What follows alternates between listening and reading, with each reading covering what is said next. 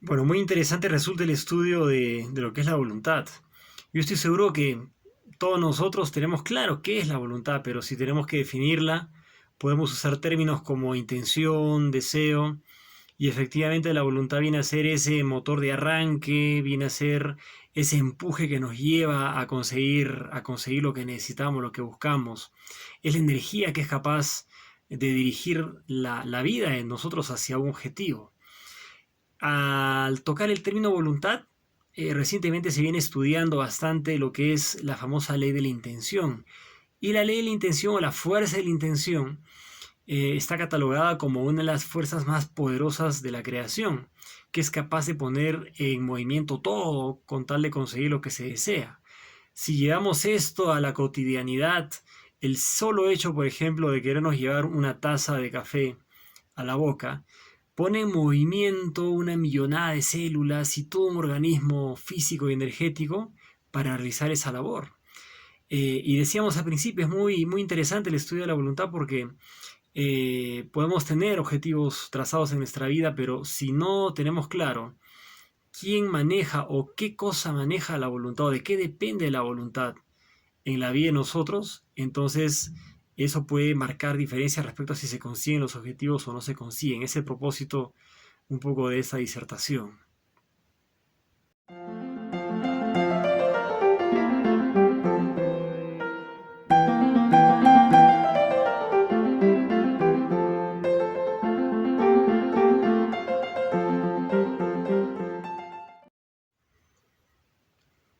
Entonces tendríamos que preguntarnos en manos de quién está la voluntad en la vida de una persona, quién realmente dirige la voluntad. La cultura gnóstica, que es algo milenario, es algo de las grandes culturas de la historia de la humanidad, propio de los grandes sabios, ellos nos indican de que en realidad la voluntad está dirigida, está conducida por aquellos elementos subjetivos, inhumanos, que en nuestro interior llevamos. Llámese los defectos psicológicos que una persona pueda tener. Un defecto psicológico es bueno, es todo aquello que distorsiona el comportamiento de una persona, es algo que saca a una persona de un comportamiento humano y lo lleva a un comportamiento más irracional, un comportamiento más animalesco, más absurdo, más insensato. Y estos efectos psicológicos manejan la voluntad de una persona. Casi todas las acciones en la vida cotidiana prácticamente provienen de algún elemento, de alguno de estos elementos objetivos. Vamos a poner un ejemplo.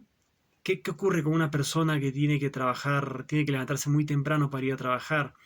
Tiene que levantarse de pronto 5 de la mañana porque entra a las 8 de la mañana en su trabajo.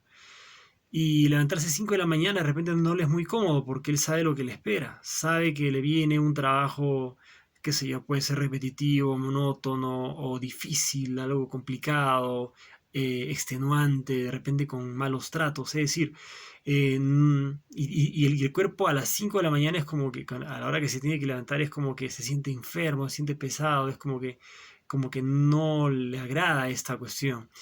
Pero si tiene que cobrar una herencia algún día y la herencia se la tienen que dar a las 4 de la mañana, pues no va a tener ningún problema la persona en quedarse dormido o de pronto levantarse a las 3, ¿sí? Y es el mismo cuerpo, pero con una voluntad distinta, una voluntad diferente, ¿sí?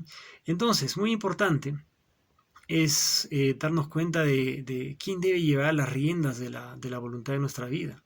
Pueden ser los efectos psicológicos, y estos efectos psicológicos ven por su conveniencia, ven por su subsistencia.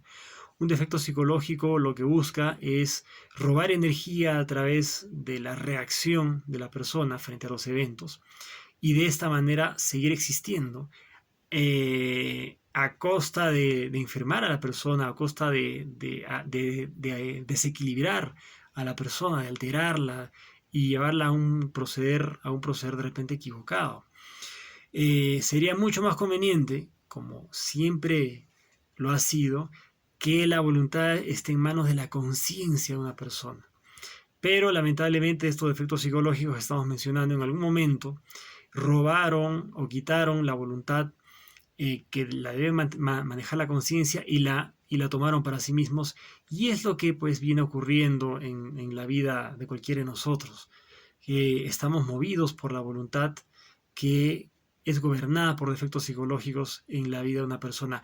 Estos defectos psicológicos uno puede creer de que son aspectos que realizan solamente acciones negativas. Y no, un efecto psicológico puede hacer hasta acciones positivas, ¿sí? Podemos citar el caso de una persona que quiera figurar, quiera quedar bien, quiera mostrar una buena imagen, ¿sí? Y entonces, ¿qué hace? Obras de caridad. Se pone a servir, a ayudar con la intención de quedar bien, con la intención de que se le reconozca, con la intención de después pedir un favor a esa persona que ayudó. Y bueno, es simplemente un defecto que puede ser de orgullo, ¿sí? Relacionado con el orgullo, que realiza una buena acción, ¿sí? Entonces estos defectos manejan la voluntad. Y mientras los defectos psicológicos tengan la voluntad en sus manos, entonces las consecuencias para la vida de una persona van a ser el dolor, el fracaso, las crisis, las enfermedades y finalmente la muerte. Es urgente entonces para, para cualquier persona comenzar a manejar su propia voluntad, comenzar a hacer que la conciencia misma sea la que maneje la voluntad. Y para ello pues hay ciertas didácticas que sería bueno compartir pues con las personas que se interesen en estos aspectos.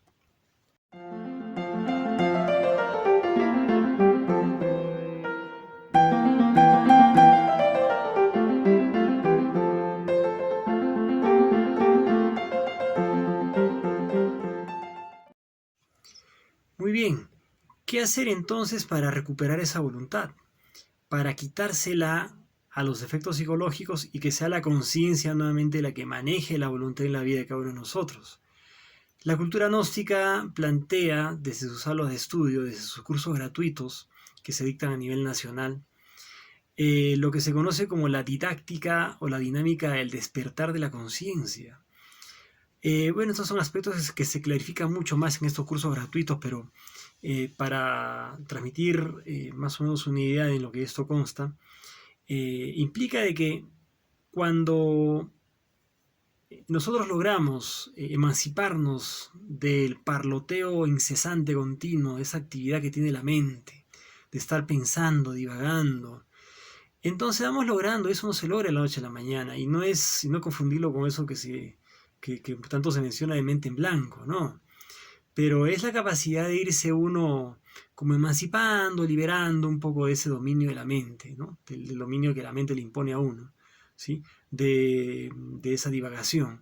Entonces, cuando la persona va tomando más conciencia de sí misma, se preocupa más en sentirse que en pensar, ¿no?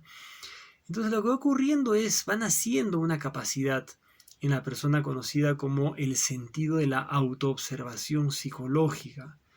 Y la autoobservación psicológica la tenemos todos, pero no desarrollada. Cuando la persona comienza a quitar la mente, entonces se va desarrollando este sentido de la autoobservación psicológica que le permite a la persona fijarse o darse cuenta en qué elementos van actuando, qué aspectos psicológicos, qué defectos psicológicos se van manifestando en el día a día de la persona. Este aspecto que se va dando, repetimos, poco a poco, permite que si descubro un defecto psicológico, entonces estoy en posibilidad de poderlo estudiar. Y para ello hay técnicas milenarias, técnicas muy antiguas, ¿sí? Que lamentablemente en la vida moderna se han ido como tergiversando, han ido como perdiendo su esencia. Y que nos permiten realizar estas tareas, como por ejemplo la reflexión, la introspección y la famosa meditación. Bien llevadas estas faenas, estas tareas nos permiten estudiar nuestros defectos psicológicos, estudiar lo que vamos encontrando en el día a día en nosotros, con la finalidad de ir descubriendo la lógica que cada uno de estos defectos maneja. Esa lógica es el sustento, eso es algo que mantiene vivo a estos defectos psicológicos, y cuando podemos estudiar o darnos cuenta cuál es esa lógica, pues llegamos con que esa lógica es totalmente destructiva, caemos en cuenta que esa lógica es totalmente destructiva en la vida de una persona. Esas lógicas que un defecto psicológico maneja nos han gobernado toda la vida, ¿sí? Y uno no se ha dado cuenta, han actuado sin que nos demos cuenta. Por eso estamos hablando de aspectos del subconsciente de una persona. Pero a través de estas técnicas que estamos mencionando, una persona puede convertir lo subconsciente o lo inconsciente en algo consciente. Es decir, en algo que pueda ser captado por nosotros, ¿sí? Entonces, cuando logramos captar justamente esa lógica que un defecto maneja y nos damos cuenta que esa lógica es totalmente destructiva y es la causa de muchos errores y muchos sufrimientos en la vida de nosotros, la misma cultura gnóstica nos enseña que a través de lo que es la ciencia de la alquimia, que es algo que también en los cursos gratuitos profundizamos, podemos estar en condiciones de eliminar ese defecto psicológico. Al eliminar ese defecto psicológico, cualquier defecto psicológico, se libera la voluntad que ese defecto manejaba. Y esa voluntad se va adheriendo a la conciencia que nosotros podamos manejar. Y entonces la conciencia tiene la capacidad de poder sostenerse en los propósitos que tiene. ¿Cuántas veces nos ha pasado que llegamos a sentir que hacer tal cosa o no hacer tal cosa es lo correcto? Pero nos gana lo contrario, es decir, acabamos haciéndolo o no haciéndolo, ¿no? Cuando no lo hemos debido hacer, ¿no? Eso es falta de voluntad de la conciencia. La conciencia puede mandarnos un mensaje, pero al no contar con la voluntad suficiente, entonces finalmente es algún defecto psicológico el que actúa, ¿sí? A través de esta dinámica que estamos explicando, ¿sí? Que en los cursos gratuitos de Gnosis damos y podemos estudiar en mucho más detalle, entonces se va recuperando esa voluntad, se va extrayendo esa voluntad de los defectos psicológicos y se le va permitiendo a la conciencia a nosotros poder ejercerla con, con mucho mayor poder, con mucho mayor fuerza. Y de esa manera una persona va corrigiendo su vida. De esa manera vamos nosotros siendo más humanos, vamos realizando, bueno, actos dignos en nuestra vida. Así que lo que hemos pretendido hacer a través de este pequeño diálogo, esta pequeña entrevista, es una motivación para que cualquier persona que le haya llamado la atención esta información pueda con toda confianza acercarse a los locales gratuitos que nosotros tenemos a nivel nacional, en donde los cursos que brindamos, que repito son gratuitos, podemos analizar con mucho más detalle y mucho más específicamente toda esta información que de manera general acabamos de brindar en esta entrevista que esperamos que haya sido del agrado de todos ustedes.